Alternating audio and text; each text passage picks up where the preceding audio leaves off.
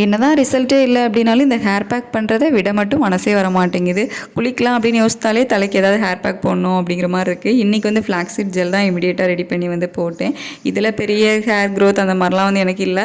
இருந்தாலும் குளித்ததுக்கப்புறமா ஹேர் வந்து கொஞ்சம் சில்கியாக ஷைனாக இருந்த மாதிரி ஃபீல் ஆகும், அவ்வளோதான். நாங்கள் இந்த மாதிரி கிளாஸ் யூஸ் பண்ணுறோம் அப்படின்ட்டு இவருமே இப்போ அந்த கிளாஸ் கேட்க ஆரம்பிச்சிட்டாரு. நான் இதுக்காக அந்த ஹேண்டில் வச்ச சில்வர் கப் கூட வாங்கி வச்சுருக்கேன். பட் அது நோ அப்படின்னுவார். இதுதான் வேணும்னு கேட்பார். எனக்கு தான் பயமாக இருக்கும் கீழே போட்டு உடச்சிருவானுன்ட்டு. அவன் சூப்பராகவே அந்த கப்பை வந்து ஹேண்டில் பண்ணுறான்.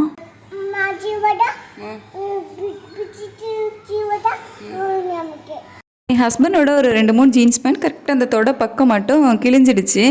வேறு எந்த இடத்துலையுமே டேமேஜ் ஆகலை. எனக்கு அந்த ஃபேண்ட்டை வந்து தூக்கி போட மனசே இல்லை.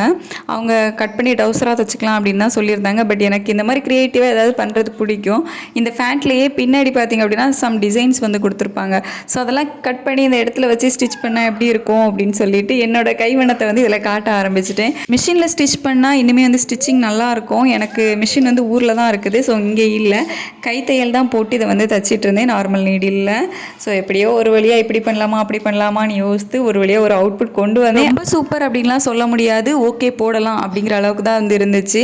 அதை வந்து கண்டிப்பாக இன்னொரு ஷார்ட்ஸில் ரொம்ப டீட்டெயிலாகவே நான் வந்து ஷேர் பண்ணுறேன். இந்த ஷார்ட்ஸ் அவ்வளோதான். Thank you so much.